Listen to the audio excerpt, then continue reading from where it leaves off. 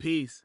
Had to stop in early to let y'all know that if you're in the New York area on Saturday, August 30th, you should pull up to Real Talk number 9 with me and very special guest, Navy Blue. Yes, Sage Alcessor, aka Navy fucking Blue, at Loudmouth in Brooklyn.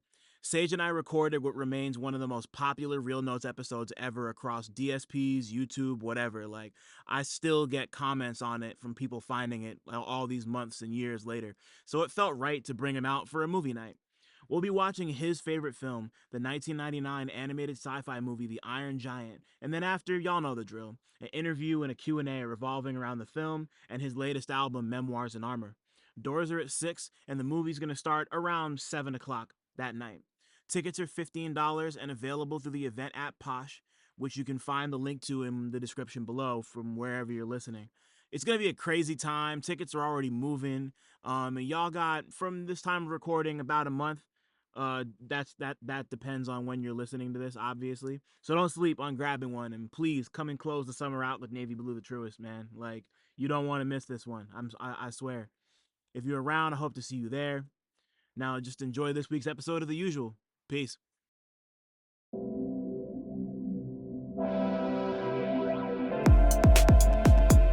Peace.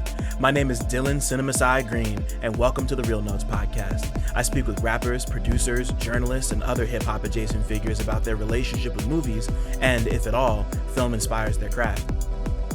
My guest this week is New York singer, songwriter, producer, composer, rapper, and multidisciplinary artist Cleo Reed. We spoke about local independent movie theaters, Sinners, the French-Canadian drama Incendies, the documentaries Ascension and Time, making their debut album Root Cause, evolving into a multidisciplinary artist, traditions of Black American folk, country, blues, and R&B, and the creative process behind their latest album, Cuntry. Come fuck with us.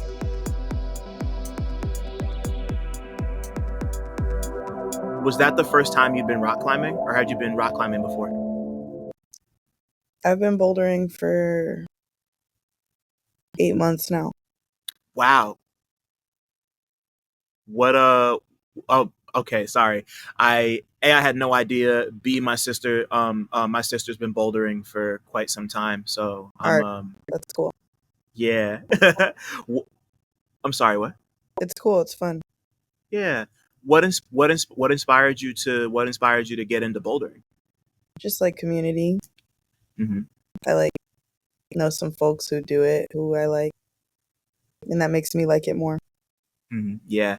No, that'll always help, when you have people that you trust and know and love, and just, I don't know, like chalk on hands, Yes. bordering on ballet shoes, climbing on the wall. It's great. I love it. Yep. But it's good to see you, Dylan. Yeah, no, you too, Cleo. Like that. Yeah, no, thank you. I'm gonna say it again in a minute, but thank you so much for coming to do this. The album's fucking great. I'm so sorry I couldn't be at any of the shows. It's been a really busy couple months. No, it's okay. It was good. It was like you're doing your thing, and your presence is felt, and now we're talking. Yeah. So I mean, that's as good an excuse as any. What's cracking, everybody? Welcome back to Real Notes. It's afternoon. I've been recording a couple of these at night, so I'm not used to, or not that I'm not used to. It's just been a while since I've recorded one during the day. My name's Dylan Green, CineMasai. Got a lot of names. Do a lot of shit. Outside, inside, all sides, and I'm with somebody who's very, very special. Has their hands in about 18 different soups at any given time. Man, you're a musician, you're a poet, you're a multidisciplinary artist of every stripe. You do so many things, and from the time we first met, I was just like hearing your story and telling your story, and like partially telling part of your story at one other time. I was just like going over all the notes. I was just like, you've lived like 8 different lives. It feels like, and I think all of those manifest in some way on this amazing new album, Cuntry, that they just put out. We got fucking Cleo Reed. Cleo Reed's in the fucking place to be today. Y'all can't make noise, but make noise anyway if you're listening to this. Yeah. Once again, thank you so much for being here, Cleo. It means the world. I'm very proud of you. Thank you. Thank you for having me. To your listeners, thanks, Real Notes. Go crazy. Thank you. My man Dylan, right quick. Turn it up. Hey man. um, Yo, well, thank you. I appreciate you more than you know. We met for the first time a couple years ago. When it was right after Root Cause came out, because I interviewed you for Final Me Please. We spent some time at a park and just like talked about life, and once again the incredible journey you've been on. Like just across the country and across disciplines and all this other shit. And it's just like the quantum leap in ambition and artistry that I've heard on Cuntry now that I've listened to it a few times. That's Cuntry, by the way, for people who haven't heard it yet. Very charisma, uniqueness, nerve, and talent of you. So I appreciate it. And yeah, That's fab. Did you just come up with that off the oh dome? hell no. No, that I watch Drag Race. I'm a big Drag Race fan, and that's Word. like that's what RuPaul calls it. Charisma, Right. charisma, uniqueness, nerve, and talent, and it's in there forever. I wish I came up with that shit off the top of my head. It's But like, no, why is it flowing that easy like that? you know, sometimes it does, sometimes it doesn't. But like this album is great, and I'm really excited to break some of it down and like dig into your mindset and your influences and just like a lot of the other work you've done around it. But we're also here to talk about movies and film and all that other good shit. So I'm gonna ask you the first question I ask everybody who comes on here, which is, what was the last movie or TV show that you watched that you had a strong opinion about? You looked scared as hell. Like I'm not really like I haven't I didn't there's a period in my life I didn't watch TV for like 5 years. So Yeah, I feel it. anytime there's any film or TV related questions, I literally am like, wait, maybe I'm not the person. Um ugh. Yeah, I remember the last movie I saw was bad, not even worth mentioning. Word. Prior to that though, I've seen a lot of great films. Uh I watched Sinners, I watched Baby Girl. I've watched um, I watched a lot of movies. Okay, I'll be honest. Last weekend I saw this film called Incendies. I'm not familiar. Put me on. It's like a foreign film um about these like Canadian twins who like basically their mother dies and they're tasked with the task of finding their long lost relatives, and they end up having to go back to like Lebanon, and it's nuts. It's a nuts movie. It came out like in 2010. I just watched it with my friend. It was intense. I mean, it was about war. It was definitely about land. A lot of references to land, ownership, displacement, and it was a heavy watch. And it was also like French Canadian, so it was intense and it did all the things. It did all the things. I was like, it was like a tearjerker the whole movie, and I just like walked home like mad. Like, why did I just watch? Like, because my friend signed me up to watch it, and I didn't know that it was gonna be intense like that. Yeah, so you came in not knowing what the movie was, or you came in not No, like, no, not even knowing. No title, no nothing. wow, It was a, oh, you want to damn, come over and watch a movie? Like, I got pasta. It was like giving like light snacks. I was like, okay, like that's gonna be cute. And then right. I got there and I was like, it's like way too much. Yeah, no, it's not exactly girls trip. That's hilarious. Nah, it was a homeboy. I should have known. It's fine. But it was nice. It's nice having like neighbors and like inviting people over or going to their houses and being able to watch movies in your own neighborhood. Like it reminds me of a small town right now. The way I'm living, it's good. That's beautiful. Like those, I mean, like those types of traditions are like, that's, I don't know. There's just nothing like a movie night. There's nothing like sharing food with people. But it's like, it's so funny just thinking like, oh yeah, like I got pasta. We're gonna come over and watch something like maybe not like super lighthearted, but I guarantee you weren't expecting, just like the turmoil that comes with a movie with a movie like that. It sounds interesting and cool to me. Like, did they have it on DVD? Did y'all stream it or They grab it streamed off a it. service? They Okay, streamed it. I walked in. They just had it pulled up. got you. Sat down, put a bowl of pasta in my hand, and just ran it. It was cool. What kind of pasta was it? It's like a really light, like tomato ragu situation. It was good. Classic. Yeah, no, those are those are the types of movies where I feel like you need to have a nice bowl of comfort food on hand because yeah, it's just like We how needed else are to you grab gonna? the house cat for cuddles. Yeah, Like we needed the blanket halfway through. Like it was bad. word. I was just like, man, who signed me up for this shit, bro? Yo, yeah, no, there's got to be some sort of barrier between you and like having to feel, at that point. Mm-hmm. Send me the title later because I'm gonna add it to my list and watch it at some point when I feel like being emotionally destroyed. No, like generous in its emotional destruction. It's another No, part.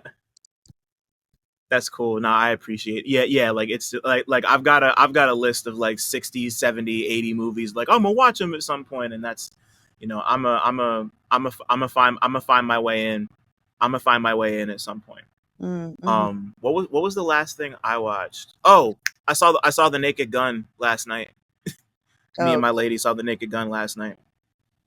how's that? Which was it was fun. It wasn't like because I mean like comedies don't really show up in movie theaters like that these days anymore. So it was like nice to see that they were bringing something back that was just like a full on comedy. Oh, it was But pretty decent. yeah, How was he?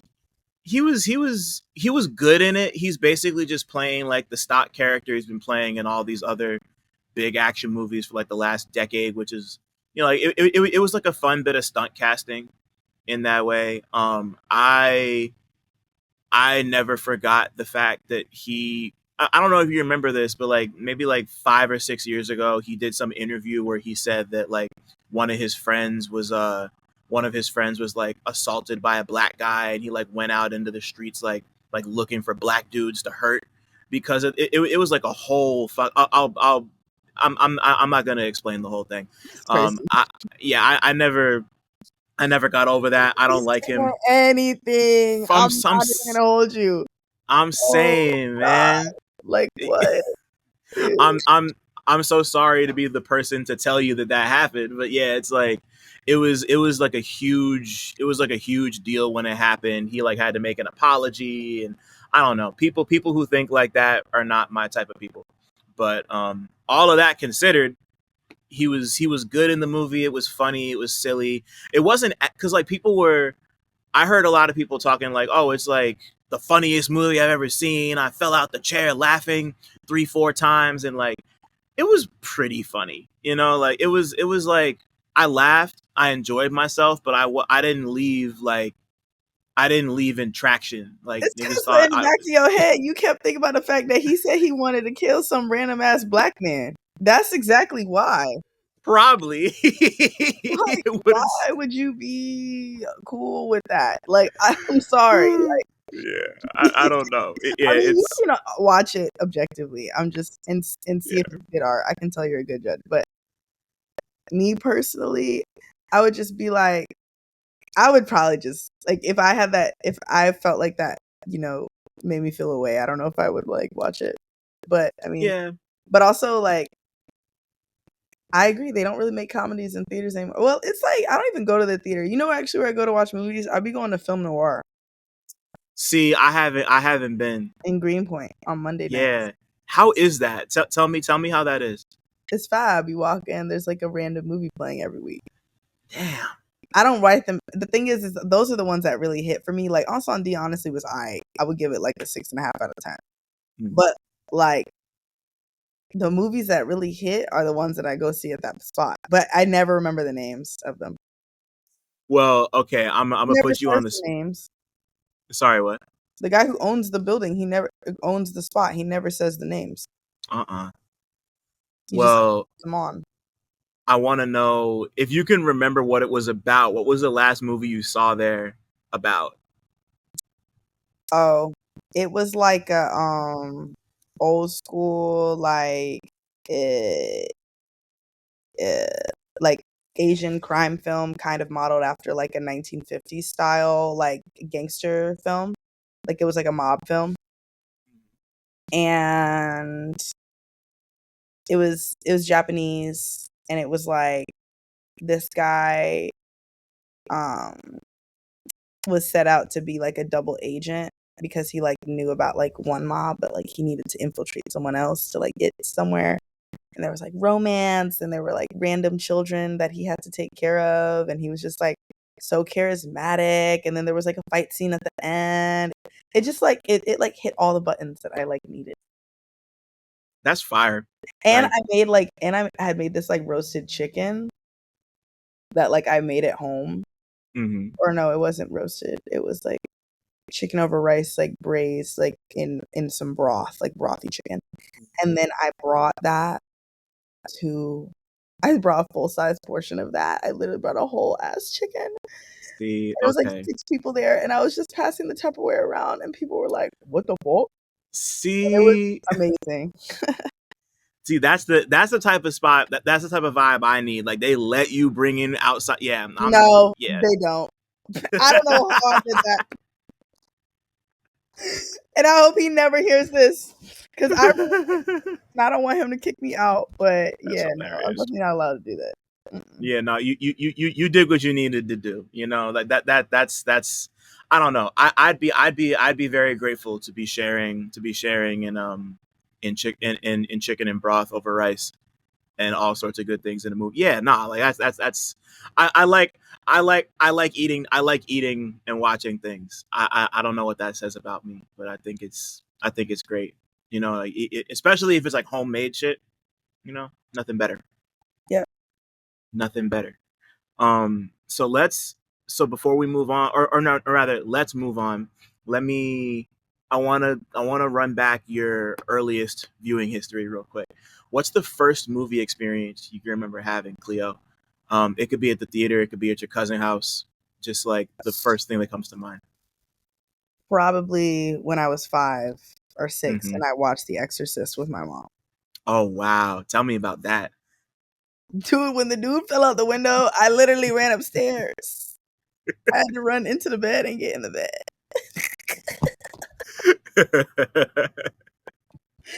Like, dude, nah, yeah, that's the earliest one for sure. Love that movie though. It's a good movie. Yeah, no, it's a classic. Like, yeah, just like very, very like first horror movie for a lot of people. Like that's one that in like 50, 60 years, people are still going to be watching The Exorcist and be like, like just like Yeah, terrified about it. And like the timeless.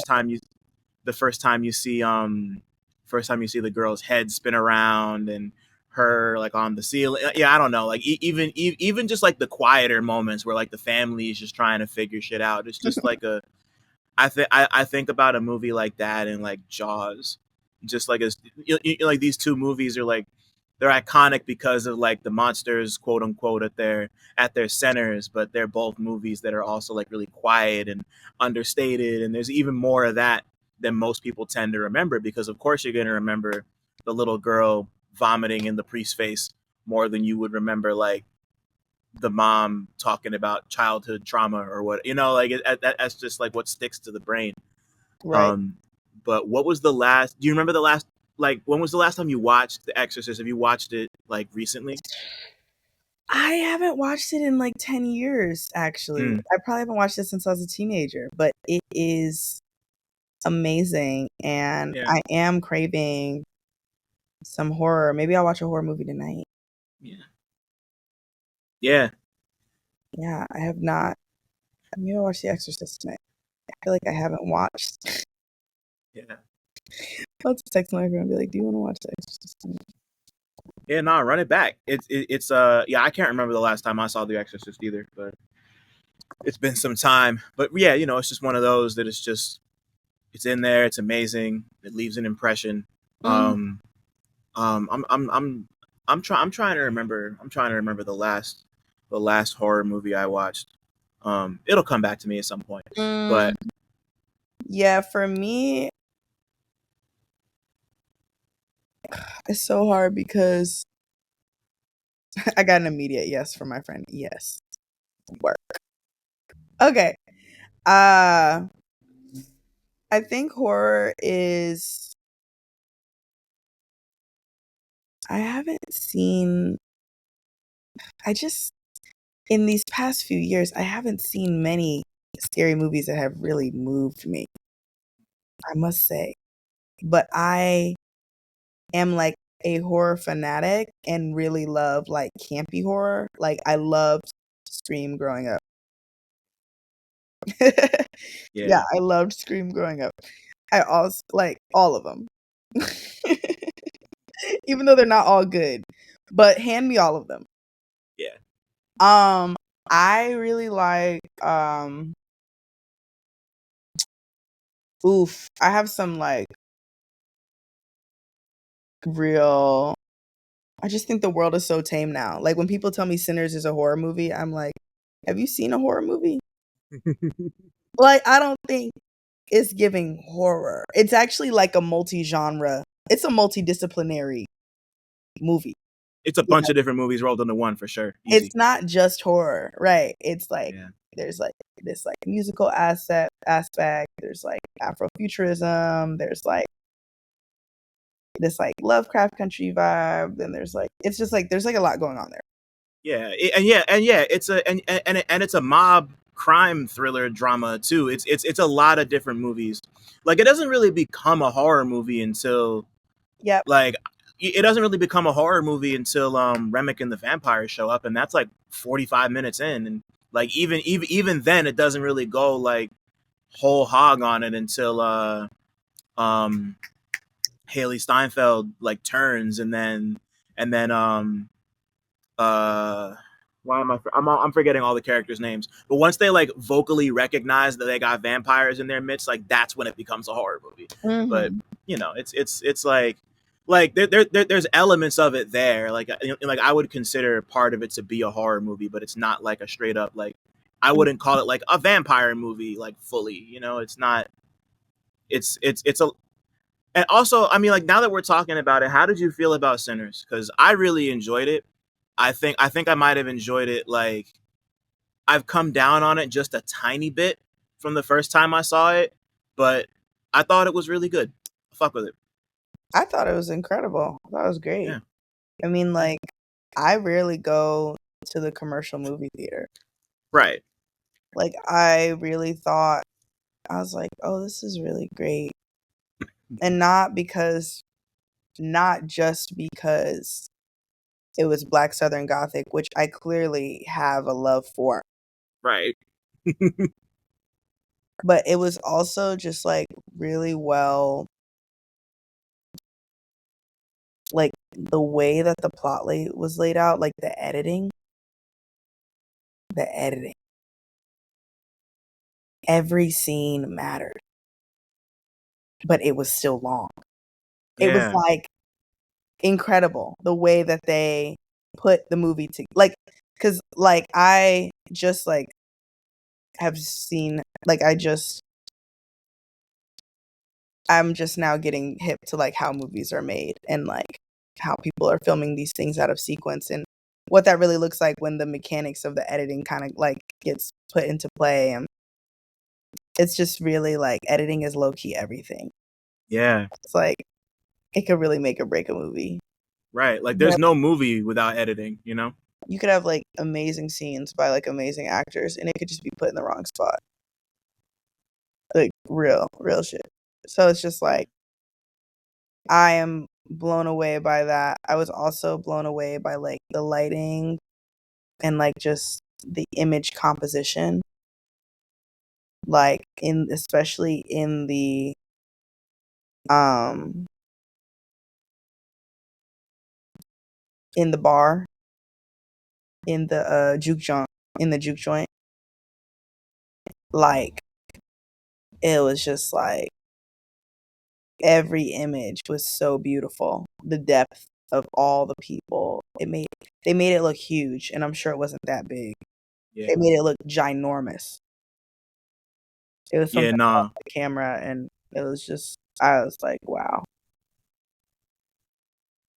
Yeah, no, they definitely like it looked like it could maybe hold about 500, 600 people, and I'm sure it couldn't hold more than like 70, 80. Mhm. Like yeah, like just like the sense of depth, and I don't know, like it's just like it's just a gorgeous movie to watch. Yeah. And like you're right, and you're so right about the editing, just like the whole flow of the movie. It's like I love the point you made about it being long, but it felt like everything needed to be there. There was no dead weight. Like everything felt necessary. Like it was just all a part of the same larger story. And like I'm also a sucker for movies that are told over the course of like a day.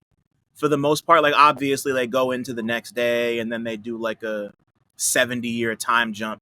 But most of that movie takes place in like 18 hours, and I think there's you got to have a really great sense of control as a writer director to really make that not feel like it felt like a day, but it was only just over 2 hours. Like really tough to make something like that land and have it be as like, and once again, very grand, ambitious. Like all the acting is great, the makeup looks gorgeous, the music's really good, and it's like it's a musical, but it's also like not a music. Like there's musical numbers, but it's not. I wouldn't call it a musical because it doesn't feel like a music. Like it's not like stagey and very like it's not giving Broadway like at all. But Right. like there's musical numbers in like It's a because music like led film. It's like a music led. It's like yeah. It's still a right, music film. right, right, Music right, film. right. Yeah, Because like music's yeah, yeah. because it's such an integral part of like it's like the immaterial like spiritual notion of like music, Black American music. It Hmm. contributes to like the mysticism of the plot, which I like. Cool. Same, yeah, no, that was an important key integral part for me. Like it could because like it was a difference between like you ever seen Idlewild, the Outcast movie? I haven't. Ooh, It's I love it. I might be one of the only people on planet Earth who loves that movie. I think it's yeah, great. I've heard it's not too good, but I'm open to seeing it. I like it a lot. But that movie, like that's a jukebox musical. Like that's just like, oh, let's just take a bunch of speaker box of Love Below songs and make a movie around all of it. Well, and then there's also a bunch of original songs, but like That's cool. that's a musical, and like, but this is Oh, like really? That's the vibe. I would love to see that. I should watch it. it's it's hard. Yeah, like I said, it's maybe not for everyone. I like it a lot. I think it's great. Um, but yeah, like that's like a full blown musical, and Sinners is not exactly. It's a music movie, like you said. It's a music film for sure. Like music's important to not just like the sound of it, but just like the themes. Anyway, it's yeah, yeah. No, Sinners is really dope, and I think part of the reason why I might have come down a little bit on it is just because I saw it like 3 times in quick succession. I saw it twice in the theater, and then I watched it the day it came out on Max with somebody who hadn't seen it. So Mhm. I've seen it like 3 times in a row, and I might need to give myself a little distance, and then I'll go back and be like, it's great. But I might just be kind of burnt out on it, and that's on me. That's not on the movie. That's on me. But um, but as you get older and you start to, you know, refine your palate and Mm, just like grow into yourself, I like to think of this one as a capital M movie, one that you saw that really stopped you in your tracks and connected with you in a emotional, artistic, or spiritual way, like something that really touched your heart in a way that was deeper than just being 90 minutes of entertainment, you know? mm-hmm. Yeah. I have two in mind. I feel like I really started to get into like documentary. Um, I really loved Ascension, which Mm. was came out in 2021. Saw it at IFC. Um, and it's about like I guess they were calling it like the Chinese dream. It takes you through their like it gives you like an inside look into like social caste in China, and there's no real like interviews in the documentary. It's like all images. So it's like these wide lens images of like a street corner where like laborers are going to like board onto a bus, and then it'll show like a factory for like 20 minutes. But it will follow like one person like becoming a factory worker, ascending through that, then becoming like or someone who was like cleaning people's houses and then became like a high profile server at like a fine dining restaurant. And like you start to see that like class mobility and the rigidity of that. And it's crazy. I'm looking at the synopsis and it's like they're saying that the production on the film took place in 51 locations in China. Jeez. So that's how many images, you know, you're seeing kind of move through. Like it's really like it's it's great. I was blown away. Um my favorite part was them showing like the sex doll factory and like the latex, like making the like little latex holes was like gross. It was amazing. That sounds fire. Um yeah, and a bunch of women like making these dolls that looked nothing like them. It was like these like white Barbie dolls, these life size white Barbie dolls. And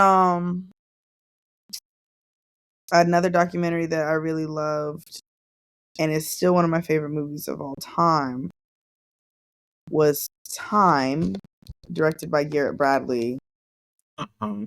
that came out in 2020. That Ascension was directed by Jessica Kingdon. Um, Time was directed by Garrett Bradley, um, who I already was a fan of, like on an art film, short film vibe. Um, really focuses on everyday moments, lived experiences, like small moments, and like centers like her practice around like really just things that I really resonate with. And Time is a crazy documentary that is filmed in Louisiana. But the gag is that it is really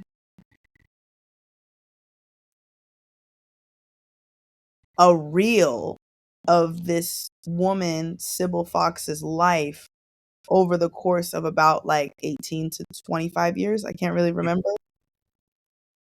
Because she had all this footage that she took like on a like a handheld throughout her life in an effort to document her life in response to her husband being incarcerated when they were really young because they tried to rob a bank together and then it didn't work out. And then they both got sentenced to jail time. But her man got life. Through constant, they're both in jail through conjugal visits, they actually have more children. They have like they end up having like, I forgot, I think it's like 4 or 5 kids. Shit. And she ends up becoming like high key a prison abolitionist who moves from Shreveport, Louisiana, becomes a prison abolitionist because she's giving these speeches in these churches about prisons. And then she is literally so dedicated to having uh her husband be like released, because it was like the prison sentence was decades and they had like never committed a crime before. So it was crazy. Um and and it's all in black and white, and it's just really, really, really, really amazing. Because she only served a few years. And he was in there for like 20 years, going on 60 years. Jeez. But He got out? yeah, but it's crazy because like, and he gets out at the end. The timing of this. That's why the movie is so good, because it's like, Yeah. how did you find these people at this time where you got to see this outcome? And also, like, I mean, both of these documentaries, like, they're commentaries on class, like class consciousness, and like, because it's like the car dealership, seeing her make the calls for the car dealership, and then making the calls to the courthouse to find out what day what the verdict was gonna be every month. And then like her children, and seeing them like graduate, like school for the first time, and like having these experiences, and then like flashing back to like these handheld camcorder images of like her next to like her empty car seat being like, I can't wait till you come home, I love you, and like sending these things to him, and clearly like emailing him these videos over all these years. And it's just like so amazing. And also, like, there's this one where she's like in the swimming pool with her kids, and she's in public. My fault. Sorry to interrupt, but I just wanted to shout out the Real Notes Patreon one time. For as little as $5 a month, you get exclusive goodies like video of every interview, 2-day early access to every interview, an invite to the Real Notes Discord server, exclusive access to the Real Talk Movie Night archive, and early pre-sale links for all live events. If you want to give a little more, you get other exclusives like retro 60-second movie reviews and monthly 90-minute workshops with me, where we can discuss whatever creative questions or projects you might have going on. Head over to patreon.com/realnotes. That's REELNOTES to join right now. I repeat, all videos will only be available on the Patreon. Thanks for listening. Shout out to my patrons. Now let's get back to talking. And somebody at the party asked where her man is, and she lies about it. She doesn't say that he's like in prison. She's like in front of her children. But it's just crazy the things that she caught on camera, like Sybil Fox herself. And then that footage being changed to black and white. It's like really grainy, very low quality, and then you have this like beautiful cinema camera capturing all the modern footage in the last year or so before he gets out. And I don't want to spoil too much, but it's like when they reunite, it's like, I can't believe they got all that on camera. It's like, wow. I just can't believe it. Like, every time I'm just like, I cannot believe you got this on camera. So I remember when Time came out. I never got the chance to watch it. Thank you so much for reminding me, because I might actually try to run that, like, if not tomorrow, then Friday, or maybe later after I get off this call later. But like, so I remember when that came out and hearing the story around it and being like, I need to watch that. And it's just, like, shit just sometimes you just lose it.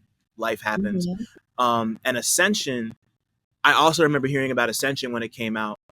Um, is there dialogue in Ascension, or is it all just like, is it like purely, oh, it's pure, oh yeah, that's There's no I'm dialogue. I think maybe I'm once.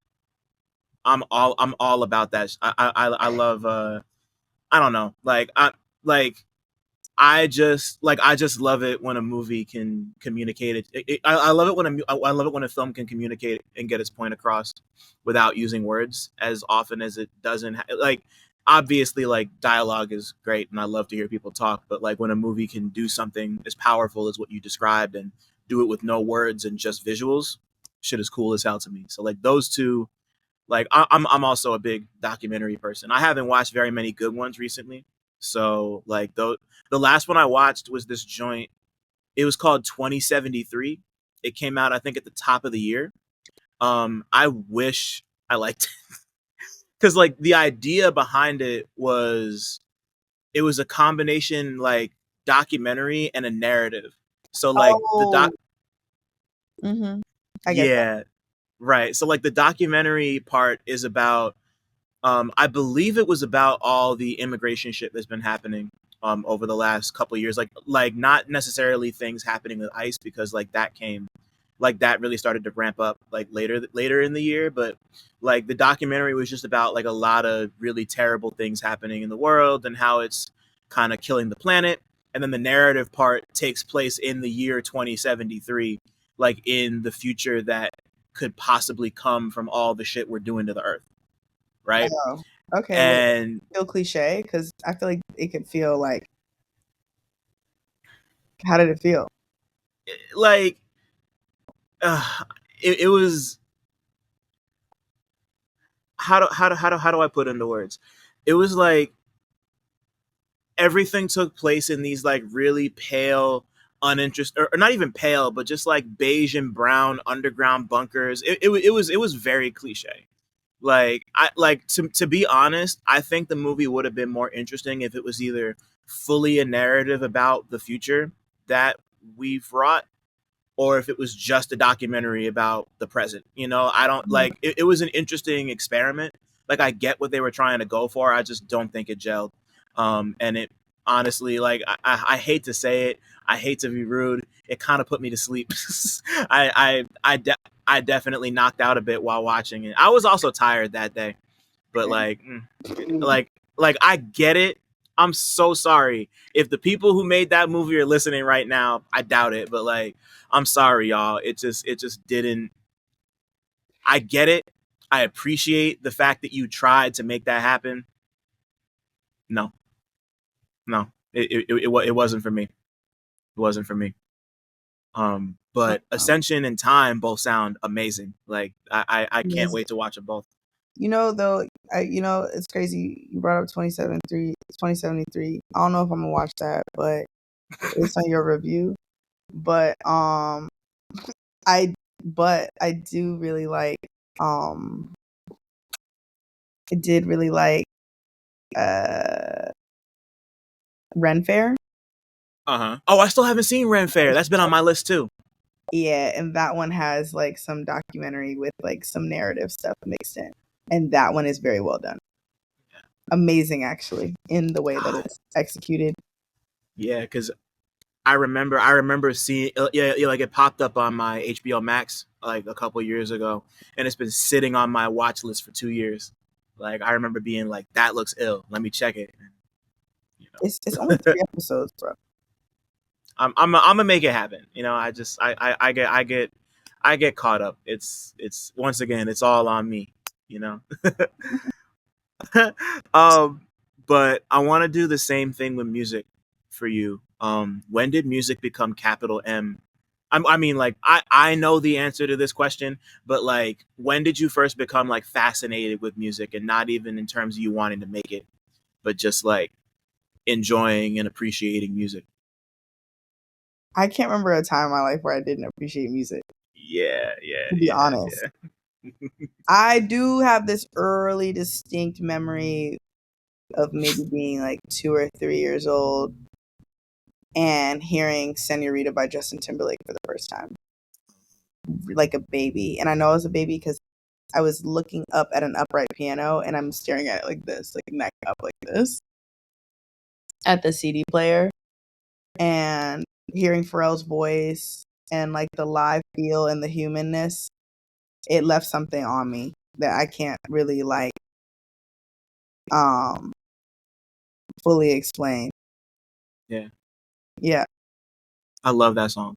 You know, I Yeah, and like I don't even bump that song like that now, but yeah, I do remember that memory and that core memory. yeah. Um for sure. I remember, and it's funny you bring that up. The first memory I have with that song is when Justin and I believe Timbaland and maybe Pharrell, they played it at the Grammys one year. They did it with like a band, and like that rendition of the song was like it was the first, somehow some way, that was the first time I'd ever heard that song. And then of course I had heard Justified, and like and of course the singles were everywhere. You know, like Cry Me a River is fucking Cry Me a River. But that was the first time I'd ever heard that song, and then I heard the original, and I don't know. Yeah, Senorita is a really cool song, and I remember yeah, I had to have been like 9 or 10, Mhm. something like that, you know. But yeah, Mhm. I feel you. That song really does scratches the super duper particular itch, even though I haven't listened to it in I don't even know how long.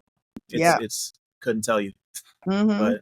but yeah, I get it. And then like albums, definitely watching the Sparkle movie by like, and then listening to the Sparkle soundtrack, Mm. Aretha Franklin and Curtis Mayfield, to this day, all time Classic. all time classic for me. From the fact that like it's simply like a soundtrack that's so incredible. It's reintegration into like Spike Lee's lore. Um, so like it's timelessness in that sense. Um, it's like real. It is like one of the few Aretha Franklin was going through an era at that time where she was really producing records, you know, and like that album is a part of that era where you can tell like, oh, this is both of y'all in the room going at it. You like y'all was arguing and shit, but y'all got to it. Yeah. And it turned out great. Yeah, no, that passion, you know, like you can hear that passion and all the Sparkle, and just like that whole era, you know. Like my dad, Aretha Franklin's one of his favorite artists ever. So I've listened to my fair share of Aretha Franklin throughout my life and growing up. And yeah, like she's just, yeah, yeah, I can't tell you the last time I watched Sparkle, but Sparkle's super dope, you know, like Yeah. just yeah, like yeah, it's great. Anybody listening who hasn't watched or listened to Sparkle, go do both of those. It's on par with like, you know, like Curtis Mayfield Superfly, like Mhm. all those kind of like, you know, like even something like you ever see Carmen Jones Mhm. before? Yeah, Mhm. Carmen Jones is one of my favorite movies ever.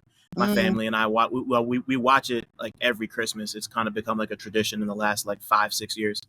But yeah, I love you know, like stuff like Superfly, the Carmen Jones. Even though Carmen Jones is just like music from Carmen, kind of like done up differently. But Right. you know, like stuff like that. You know, like that you know, like those canons of like black cinema are really, yeah, or stuff that's canon to black cinema is important to me too. So I feel you. Right. Yeah. Um.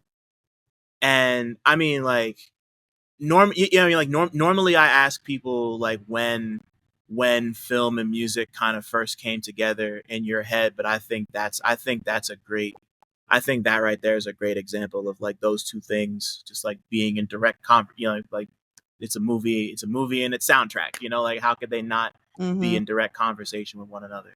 Mhm. um but as we both know, but other people might not, like you come from a very active creative family, you know, like your mother's a writer, Mhm. you're like you have tons of artists and musicians across your entire family lineage. You started creating from the time you were very young. Mhm. um but you know, when when did you know, like outside of it just being a part of your DNA and just being around, when Mm. did you first know that music was going to become more than just a hobby for you and something that you were going to like? And when did you know art was going to be life, basically?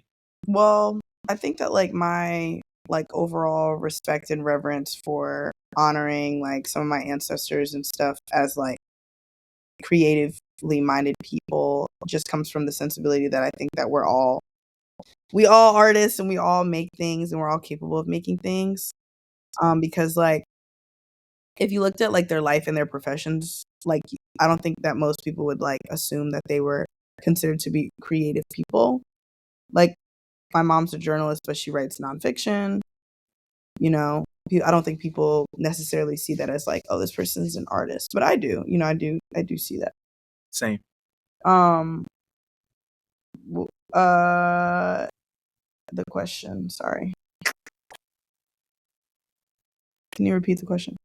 When did you know music and art was going to become more than just a hobby for you? Hmm. More than just a hobby, profession. I always would say that I wanted, like when I was a kid, I would say that I wanted to write film scores actually. That's what I said I wanted to do when I was a kid because I played an orchestra. And so that was like my frame of reference for being multiple, you know, like music to film.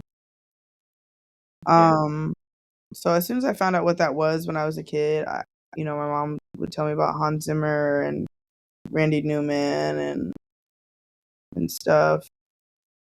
Um, but I think for me, it became real for me. There's never not a time I wanted to be a full-time musician, but I think that as an artist, I think it was when I chose, even though I had had all these instruments that I had grown up playing and I was really a band nerd, choosing to go to college for voice, I think was me kind of taking that leap and that step further in declaring that I had some narrative led story, like I had some stories that I wanted to tell. Like I had always been a songwriter and like singing and stuff, but not taking it really seriously in terms of like getting to the bottom of how I wanted my stories to manifest themselves through song or whatever. And I think like developing a more vulnerable relationship to my talking voice and to my singing voice and to the ways in which I like to communicate, it's very important. And it was important in my process because it just helped me find that, I mean, not the lessons themselves, but just the process of going through it, I think really helped me find that confidence to recognize when I was speaking from the heart and when I was like doing a performance or a performative gesture through music. And I started to be able, through music school, I was able to like decipher between those two parts of myself. The parts of myself that had been socially conditioned to um, output in a way that might be very effective, but perhaps also inauthentic. And then the side of myself that's like that rawness, that clarity that I got from like playing punk shows and like standing outside of people's concerts and like sneaking out the house and watching Princess Nokia play at China Chalet or whatever, like those experiences. And trying Right. to find a bridge between those two experiences so I could have a more oneness, like with this last record. I think like starting to find more of a gel between those two things of like, okay, making a great song that maybe checks off these boxes, but also speaking clearly and so clearly that it's like unquestionable. So that's been my journey. Yeah, and you know, I mean, like you know, like you said, you played in orchestra, you did band stuff, you were in Pretty Sick, you know, like you know, like y'all have that history. One of the I'll never forget one of the first things you and I talked about was how much we both love Rat King and just like the Mhm. experience of like that time when like all of them and like you know what I mean like them and Nokia and like that was like a very specific that was Mhm. like a very specific and like tender moment for a lot of these and Mike, of course, you know, shout Mhm. out, shout out to Baby Jesus, like all, like Mhm. all these artists were like starting to kind of find themselves and establish what like a new New York could sound like, Mhm. and you know, like you take all of that with you to Berkeley, Mhm. where where you put most of, if not all of, Root Cause Mhm. together, you know, and like that's I mean, just like having re-listened to Root Cause and of course,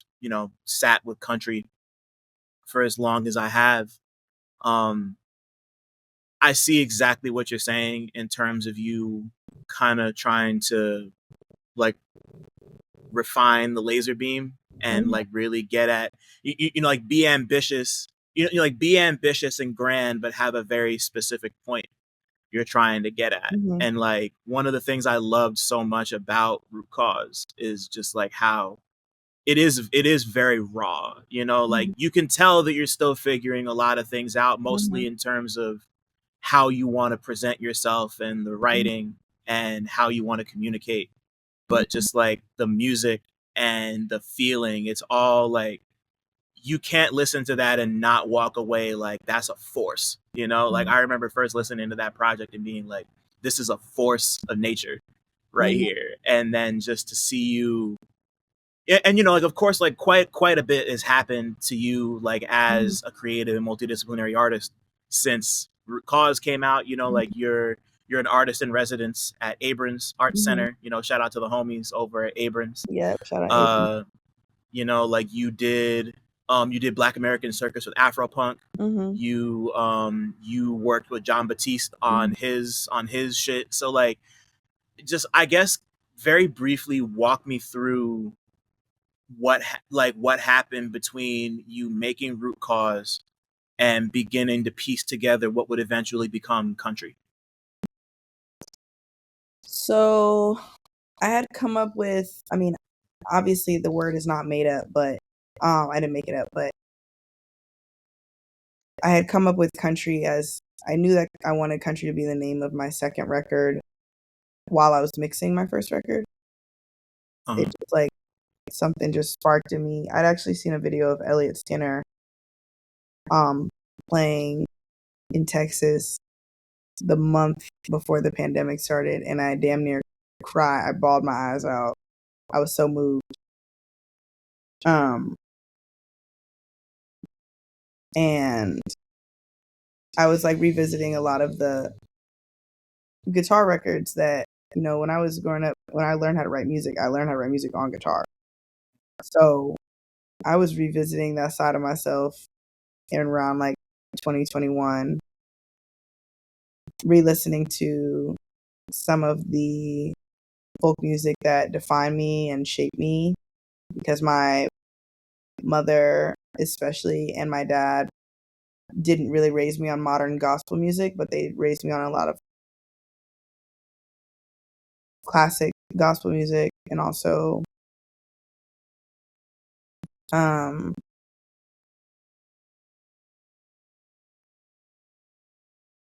like 70s and up and earlier, and then like also a lot of folk music like Odetta, Joan Armatrading, Nina Simone, and a lot of folkloric music. I remember my mom used to take me to the like a folk art festival like in DC that used to happen every year, and I don't know, I really started to develop this like really important relationship with uh like my roots, and not just through the blues, but also through some of these other genres. So country just flowed. It flowed, it flowed, it flowed, it flowed, it flowed right out of me. Um, and it was through like me focusing on the language first. At first, I was like, I need to be like, I need to get better at guitar. And then I was like, chill out, you're good at guitar. And then I was like, all right, words. So like started to develop a word bank. And the word bank is responsible for a lot of the titles of a lot of the songs.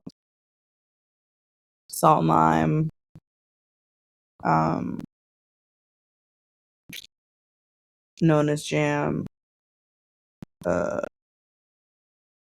strike, baseball, some of these colloquial terms. When I started to form a language, like, okay, if I want to talk about labor, like, in the US in a modern way that feels pointed and tasteful, what am I going to do? You know, obviously listening to like Saul Williams, running back like Of course. a lot of Kendrick, running back a lot of like, um, but also running up like Jessica Pratt, Vashti Bunyan, shout out Navy Blue who put me on to Vashti Bunyan when I showed him some of the songs from the record a few years ago. Yeah, just really started to dig in and then applied for a bunch of residencies and got to travel the world. Went to Prague, went to Germany, went to the Netherlands, saw real like class consciousness in Prague, learned a lot about socialism, spent 2 weeks out there, went They to, don't play about that shit out there. nah, went to Wyoming, um, finished Salt and Lime in Wyoming with my best friend, just on the guitar together. Beautiful experience. Went upstate, went to Baltimore, lived in like Derek Adams, like visited Derek Adams's like artist retreat home thing.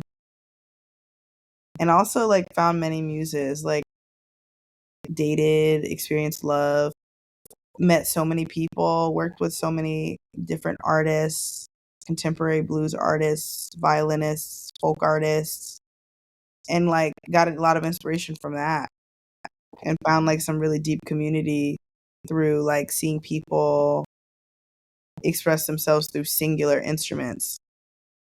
Um, did one beat fellowship, got to go to like Gainesville, Florida, Jackson, Mississippi, Montgomery, Alabama, New Orleans. Lived in New Orleans for 6 weeks by myself.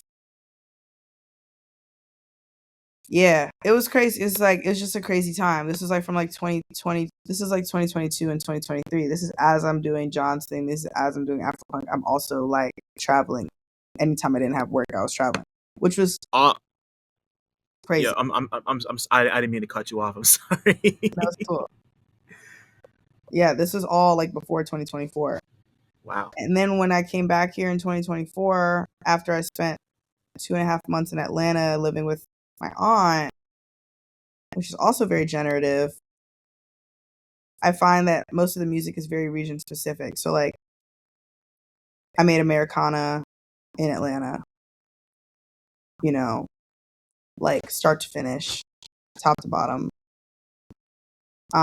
And every time I go back to visit in Atlanta, I would work on that song in particular. And it was just something about hearing like the music and being in the club and like smoking hookah and like joy rides and like shootings and craziness. And it's like all of that helped me understand a different side of what I was doing in the same way that, like being in Wyoming did and like, looking at cows walk from one side of the hill to the other for like 8 hours and like watching llamas. Like they all turn and look at you. One looks at you, the monitoring one, and then all the other ones turn their head at the same time, and then they all turn their head back. Or no, maybe it was sheep. I think it was sheep. But yeah, I was like, oh my gosh. And then yeah, I just traveled a ton, like found found the resources to travel a ton, skipped out on rent, had subletters, just like ran it. I was running on E. Just I'm sure, like like you out. hit every corner. That's what I'm saying. Sleeping on people's couch. But it's not like I was like thinking that that was going to contribute to country. That's just the experiences that I wanted to have. And then country had come out of that. And then yeah, I would just record along the way. I had like this Zoom recorder I would record out of sometimes as an audio interface, and then went back. Oh, and then when I came back to New York in 2024, played Brooklyn Museum, played in Paris, played Black American Circus in Paris, ran that, and that had me like, oh, it's actually time to be still, and because that was like going crazy. And if I had dedicated more time, I guess I could have like focused on that. But I just had a like spiritual calling to like kind of sit with myself and finish the record. Um this was also around the time that like country music was starting to come back. Cowboy Carter got announced. I was like, oh wow, I'm like sitting on this whole ass album. I should probably finish it. But I was also like, I'm not gonna rush it, you know? And it was and then that's when it started to evolve more into a folk record through like me kind of compiling the songs and realizing like, oh, there's a through line here that's a little bit deeper than like chords. It's like a thematic, like a narrative based through line. Yeah. Um, and then I spent like 6 to 8 months working on the covers and stuff, which is like, you know, in the indie lane, that's not usually the thing. Sometimes people pump it out in like a month or two, but I needed time and I wanted the right image, so it took some time. Yeah. I want to yeah, I mean, there's a lot to chew on in what you just said. Like I mean, first off, all that traveling in just like barely a year is Mhm, like you just being in like every corner of the states, going over to Europe mhm, like multiple times, multiple countries. Like like I can't imagine just like all the things you sponged up, and for like for country to have started to kind of come together like in pieces mhm. over that time, and then eventually like in aggregate when you're like, yeah, let me chill and actually start to like put this together. Yeah. But like one thing like I am curious about the cover, like like just like Mhm, this striking image of like you standing right in the middle looking dead into the camera. You have it's not the Pan Africanist flag. It's the American version of the Pan Africanist flag, and I'm blanking on what the fuck it's called right now. What's it called? Please remind. Um, now you're making me blank. I'm Yeah, like, see, I'm tripping. it's the David Hammond's flag, Yeah, right? right, right. David That's Hammond's flag, yeah. I just forget the specific the name of African it. American flag. Yeah, the African. Damn it, it's so simple too. The African American flag. So I mean, like it's you standing there, and the African American flag is burning right next Mhm, to you. Like mhm, and like everything else is kind of blurred out, and it's mhm, just this. Like the only things that are in focus are you and the flag burning. So like, mhm. how did you come to that image? Like, yeah, you said that it took you about 6 to 8 months to really Mhm. like, yeah. I mean, talk to me about that 6 to 8 months. I'm really fascinated. Well, I had started my residency at Abrams in September of last year, and that gave me the opportunity to have physical space, theater space to explore experimental theater. And I attended a few experimental theater shows with some people who work at Abrams, with Allie from Abrams, and Shout then out to Allie. also with the first person I ever requested, which the first thing I requested was I really want to work with a scenic designer. I want to know what that is like. And so I connected with Dyer Rhodes, who is also a deep collaborator in a deep collaboration with Niall Harris, who made the play A House is Not a Home, which is an incredible, one of the best things I've ever seen. Um, and that is like set in this bouncy house, and like, Niall's got like this Toy Story mask on, and he's like waving this flag around, and there's these signs, these protest signs up, and they're like ironic and comedic, and then the the bouncy house starts to deflate, and it's just all these like really interesting commentaries on Americanism that I really and consumption that I really felt drawn to when I was watching it. And so they connected me with him, with Dyer, when I told them that I wanted my development year to be me developing these visual things. I also had another residency lined up at Recess Arts where I would be doing like a gallery, like an installation inside of like a space for like a few months in collaboration with a group of systems impacted youth, um that are in a collective called Assembly, and they would be like helping me like finish this project like very collectively. So it was like very much like it took time because it was like an offering that was informed by the collective, and it wasn't, I mean, I had years of mood boards and references, and I knew that like this mysticism, this African American flag, but also this classroom. I think the classroom thing Yeah. was like a huge thing for me. Um and that was just naturally occurring because like every week like me and Dyer would just like, this was like for like the 5 weeks leading up to the shoot, like we would literally go to like materials for the arts together, and then like that place is like run by the government, and they just give out like free like artistic materials. So it's mostly school teachers in there anyways, who are like finding supplies for their like second grade art class or decorations for like Thanksgiving week. Right. Um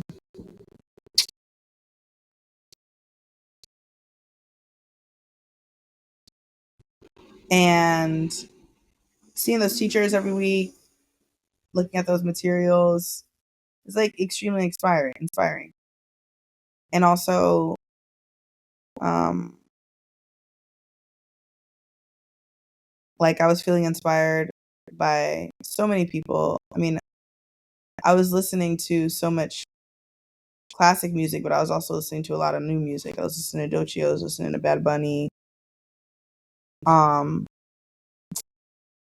so yeah, the cover just came from, it manifested through a collaboration that I had with my friend Abby, where it was like we were talking, and I was like, I think I really want to do like medium format. I think I want to do in color, and we kind of talked about that and what that could look like, and then chose the right photographer, Tosin. And a lot of those materials too, like the chalkboard and the locker, that stuff was from like set pieces that were like in Abrams, because Abrams is like an education center.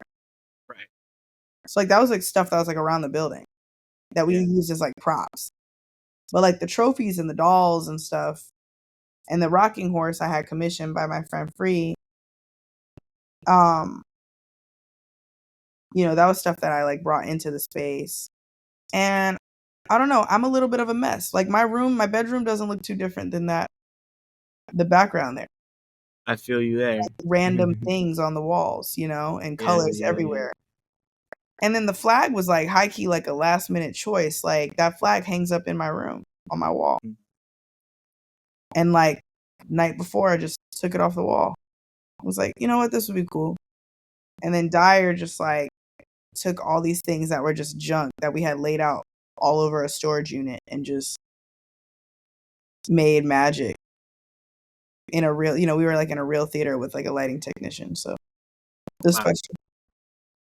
Yeah, I mean, yeah, it's just like it's such a striking image, like having it like having it be in a classroom with all this stuff around and having the African American flag burning while you're just kind of like standing Mhm. and just like staring daggers into the listener. Like I mean, like to me, just like listening to what these songs are about and how they sound, like it really does kind of encapsulate just how many seemingly disparate influences from all over the place come together to make a project that sounds like this. You know, like it's folk. It's or I mean, like it's folktronica. Like you've deliberately talked about it as a folktronica project. There's elements of country in there. There's blues in there. There's rap. There's spoken word.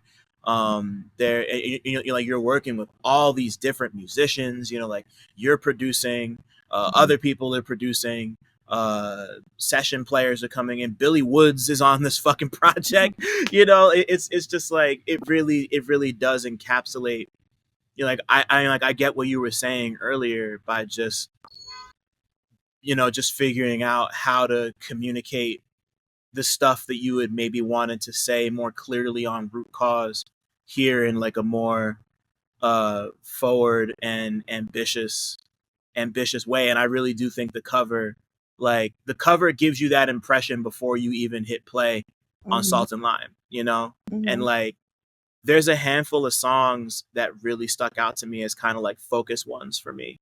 And uh one of them, I mean, like the first of them is Salt and Lime. Mhm. Like not like not only is it the longest song on this album, but Mhm. like it's the opener, and it really does quite a bit to establish like the tone and just like what you can expect to hear, or not even what you can expect to hear, but it really just establishes like this is the mood I'm in. So like Mhm. and I've been grappling with it, but this might be my favorite song on the project. I Mhm. really like this song a lot. It's the one that I've come back to the most. And um, I mean, this and a couple others, but like walk me through Salt and Lime and like why, and like specifically why you chose this to be the first song that we hear on the album. I honestly like argued. I fought for this to be the first song. Like Wow. I'm telling you, everybody I told them that I wanted to be the first song, and they were like, "That's crazy." Not that's crazy, like horrible, but like just would you want to do this song? At first, always the horse was the first song, Okay. and then I Interesting. changed my mind because I figured out how like sleep song was a lullaby, and then always the horse I say I woke up in spite of fear. So like the sequencing started to come in because I like started to transcribe all the lyrics and just look at them in order. And I started to try to read it like a book. And that helped me like figure out what the order of the song's gonna be. I tried to like stick to that. Yeah. Um Song Line was just like in the moment I felt like, well, first of all, I wrote it with my best friend on this planet, my friend Alana, and that, you know, from a journal entry that she had found on a crumpled up sheet of paper in my bedroom in New York when I first moved back to New York, and was like, "What's this?" And I was like, "Girl, I was mad." And it said like grass ain't greener, fair ain't cheap, salt and lime, land of the free. And she was like, "This is a song." And I was like, "Bro." And she was like, "Come on, let's go." You know? And like I sat there and like, wrote the guitar part right there, and just we recorded a voice note and she was singing it and it was great. And then we came back to it like a couple years later and finished it. And then I went back and produced it and recorded it with a band with Brian Richburg on drums, who like left such an impression, which is why he's like credited as producer, and my friend Natalia playing bass. So, and then I like mixed it and stuff. And then the next week I had my friends come in and like be the choir of the record, of the whole, of a lot of songs on the record, of that, of Strike with Billy Woods, of Da Da Da, Tally the Bill, um, and it was fun, like having my friends come in and like trying to make them comfortable, like getting alcohol and like um food and snacks for everyone, and giving them like bells and chimes to play, and like a lot of that percussion overlay is them playing as a group. Like when the drop comes in and there's a syndication, like that's them, playing the bells and stuff. Um, and it's not necessarily in rhythm, but it works, and it's like Yeah, it makes the song. I didn't realize that the song gets drunker as it goes, but it does.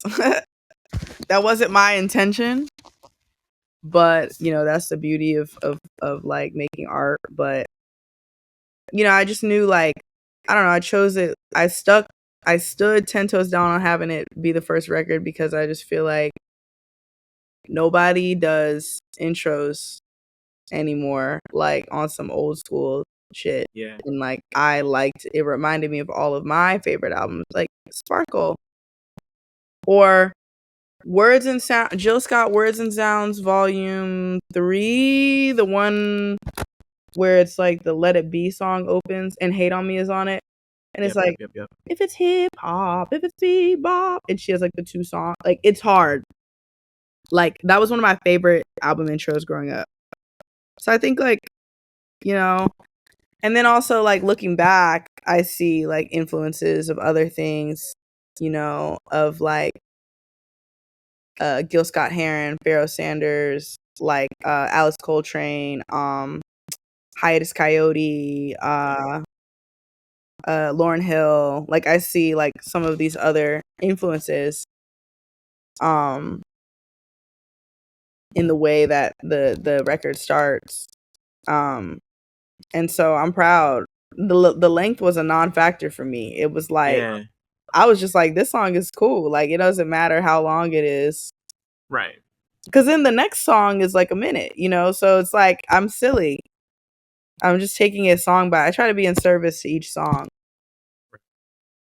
And yeah, like you can, and I'm like you can tell that just based on not just the lengths, but like the sequencing between them. I was gonna bring, I was gonna bring up the fact that that I've been out here hustling is like barely 2.5 minutes. Mhm. Like like I love that and like considering how like there's so much happening on Salt and Lime, and then I've been out here hustling is literally just you singing and snaps and harmonies, and that's Mhm. it. Like just like such a sharp contrast, a lot of whiplash, and Mhm. like I appreciate that because it keeps you on your toes, and it really does a lot of work to be like, yep, we're in this bitch, like that, like that type of thing. But the other two songs I wanted to focus on were kind of like the focus tracks that well, I mean, like one of them was a full blown single, but like kind of like the focus tracks that have been pushing awareness to the album, those being Women at War and Da Da Da. Cause like Mhm. cause I think Salt and Lime and Da Da Da are my two favorite songs on the album. Mhm. But I think Women at War and Da Da Da kind of I think those and Salt and Lime are the three that kind of exemplify I feel all like these people ideas. really like Strike right now though, which is crazy. Like with Billy. Strike is dope. Yeah, Like no, it's Strike. doing Yeah, really well. Like people are listening to it. And I was expecting it to do well. Like that's why Salt and Lime and Strike were not singles. Cause I was like, they're a little right. bit very experimental. And I was like, okay, like let's just wait till after the record and I'm sure people will listen, and now people are super tapped in. So Yeah, but yeah, Women at War and Da Da Da. yeah, nah, yeah, like yeah, like I think what's it called? Strike. Like Strike is one that I'm imagining is gonna like climb up there more for me because I love the way you and Woods are interacting on that song. He has the hot hand right now.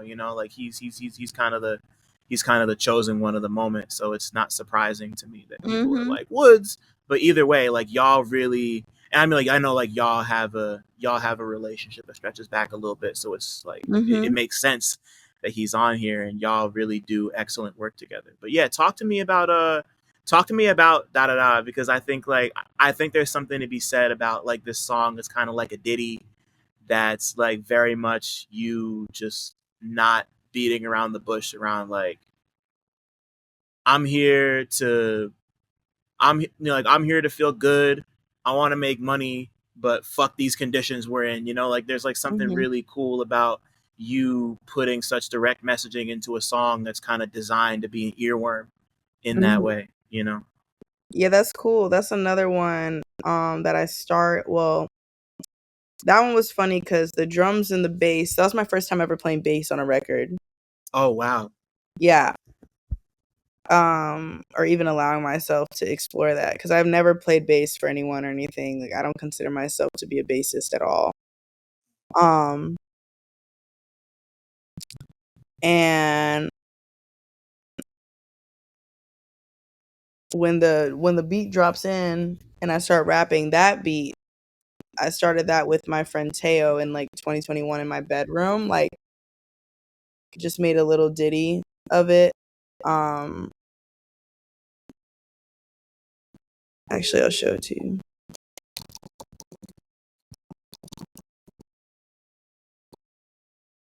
Um,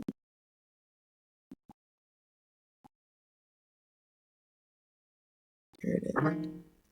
Yeah, I found it. Okay, I think I can share. Can I share? Can I I see heard it? it. I heard it when you played it just now. I know I'm like, oh, but it has tabs. Okay, wait, give me a moment. Give me like, Got you. Okay, okay. I get what you mean. I got this. I got this. If people are on the Patreon watching this video, congratulations. Here's an exclusive. I like. Oh, my storage is full on my Google Drive. Oopsies. Sorry, Google. I'm not trying to pay for that. Here we go. Yeah, I got it. Yeah, I just found it. December 16th, 2023.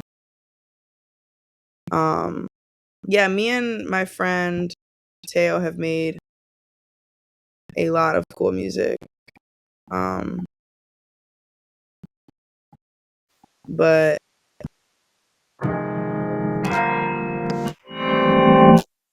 can you hear that? Yeah, I can hear it. Oh. Oh wow.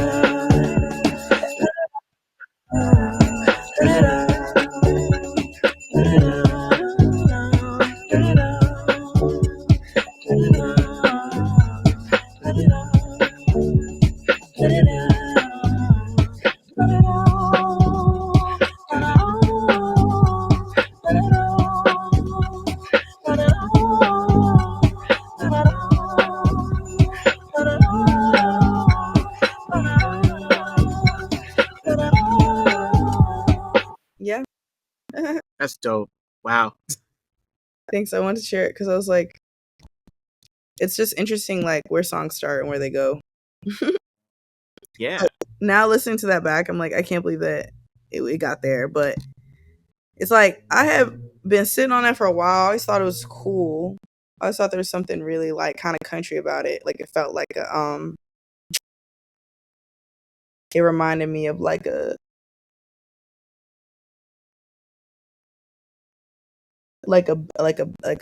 sock hop or like a line dancing. Like it has like this like jovial Yeah. bounce, like you're like in your boots and you're bouncing around kind of thing. Yeah. And then basically how that happened was like I had played it back for my friend Leon, where I was at with it. Like I was just playing it back for him, just the instrumental. And then because I'd added stuff, I've added sound design and stuff. And then I was like, yo, I wrote this verse over text. Like Alana texted me randomly, powered by servants, spell cast by a merchant. And then I texted her back, bought me discounted, now I'm worth less. You know, sought my speech out, you deserve mess. And then she said the functions get the masses to bend. You know, tap pay is my friend. And then I said, can good pleasure really have an end? My pocket seems swole, but I'm bound to a bed. And we were like, yo, that was fire. Like we were just like on some jokey, like just random like game. Like you would have thought we were playing chess over iOS. Like that's the vibe. That was the poetry vibe. Right. And then one day it just clicked for me that like that verse would work there. Like that random text would be like cool there. And I tried it, I worked at it. I had to record it a few times to really get it right, to make it feel easy, because it wasn't feeling easeful. But once I got it to a place where it was like chill and I was just saying it like it was just a regular thing to say, because a lot of words to squeeze in to make it seem like it's just you just chilling talking like poetry, Yeah. you know, like rap. Because I'm so used to like over singing and like really knocking it, at least with my last record with Root Cause. So it was like, you know, making everything sound like my talking voice was a learning curve. Sure. And like another thing, like before we wrap, another detail I loved about a lot of the vocals on this album, like particularly on the song like Da Da Da, like you're kind of like talking about like over singing, like you just kind of you either like trail off into something or like Mm-hmm. not necessarily like leave in mistakes, but it'll just like you won't be singing in this like, for lack of a better word, like manicured voice. Like you'll just Mm-hmm. you'll kind of let it get a little rough. And like Mm-hmm. sometimes people will laugh while they're recording while they're recording takes, or somebody will Mm-hmm. like their voice will catch or something, and like Mm-hmm. and like I love all that. I love all that naturalistic stuff, and just like having that be left in, it adds to the vibe of everything, where it's just like I'm only ever taking this as seriously as it needs to be taken. You know, like it's like Mm-hmm. it's not like you obviously believe in and stand behind what you're doing, but you're not overthinking it. You know, like it's not Mm-hmm. like this needs to be some sort of like hi-fi maximal extravaganza that like is like engineered in the perfect. Mm-hmm. You know, like it's not like I love the little imperfections like that. You know, Mm-hmm. like stuff like that. It just makes me smile. You No, know, thank you. I appreciate yeah, that. It took me a while to commit to that. yeah, It was like something about writing Salt and Lime and like this like kind of like really intense, robust, poetic work. I did in a song like Da Da Da explore finishing the verses or like getting them succinct and having a punchline for every, and then someone gave me some feedback and was telling me like I really like, I was in a classroom, they were like, I love that your work is so post verbal, and I was like, what the fuck does post verbal mean? But then I thought about it and I was like, right, like black people, we have this way of like saying things that we need to say after we run out of the words to say. yeah. Like, can you give me the pass me the and it's that Exactly. energy that I really wanted to keep, because I do speak that way, you know. And Yeah, so like Da same. Da Da, there was just, it gets to be a point where I was just like, with Da Da Da and with Strike and some other song, I was just like, I should just leave it, like, you know, leave the me working through the thought. Women at War as well does that, um where I'm like trying to finish the verse, but finish my thought, but it works, you know. Yeah.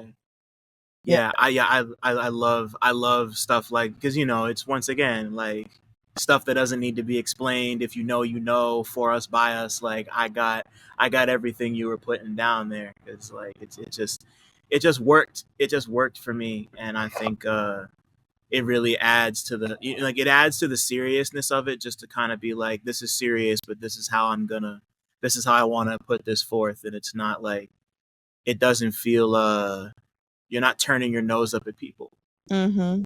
by doing it the way that you're doing it. And I think Mm. I think that goes a long way toward letting people not just enjoy the music but really absorb the stuff, because you're talking you're talking cash shit on here, you know, like it's like real important timely stuff, Mhm. timeless really, but like particularly timely stuff. So I think that goes a long way toward making sure people really absorb it, you know, and that's important.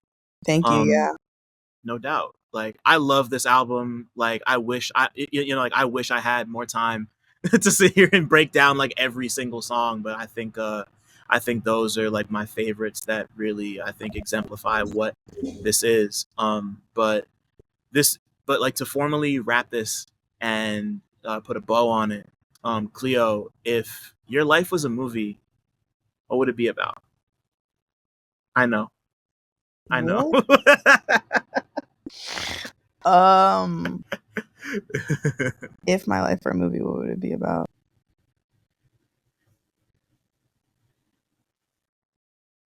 Um, I guess like a young exploratory artist surviving their 20s in Bushwick. It makes me sound Yeah. way more basic than I am.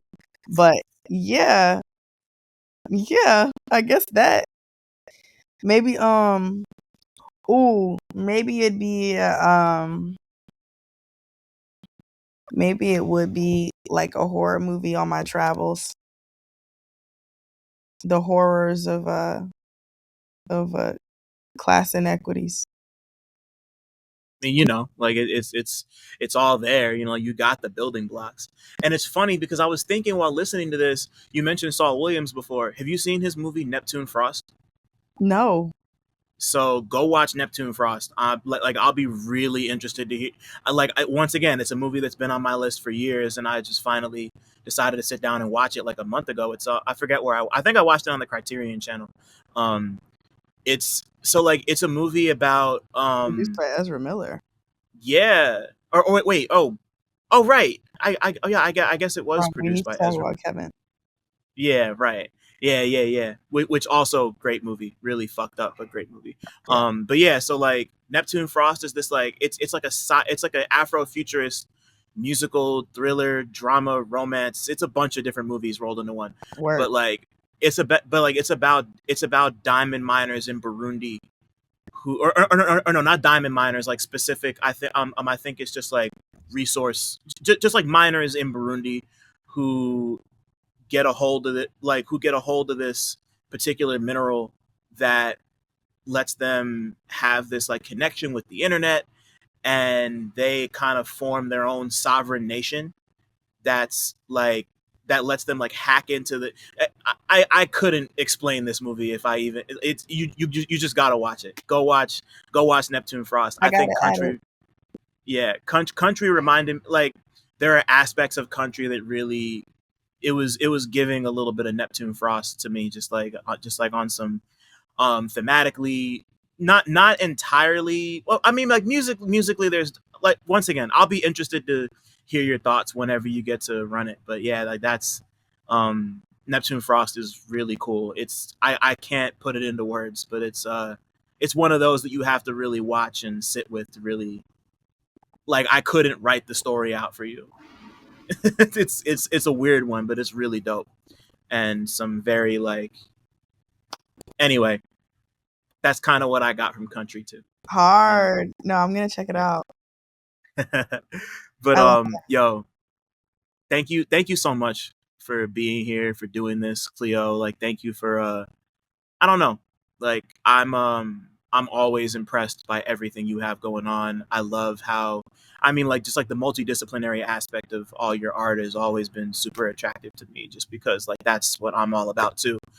But like seeing it come together and seeing it come together for you in a way that you're proud of, and seeing the response it's gotten, like the Pitchfork review is really dope, you know, like it made me super happy to see them put a spotlight on this, because I think it really deserves it. My colleague Julianne, Hearing Things, wrote a really like, Yes, I mean, like she Julianne was, killed it. Yeah, she really did. Yeah, she really did. Because like I had sent Root Cause to the team, and then Julianne wound up finding Country when after it came out and was like, "Whoa!" Like came to me like, "Holy shit!" Like this is crazy. You know, like it was like I saw that kind of happen in real time. So it just makes me happy that people are connecting with this project because I think it's an important one that's gonna like I think like I think you've made your mark and are like you're boxing with your ancestors in like in a good I said boxing, I meant sparring. Like Mm-hmm.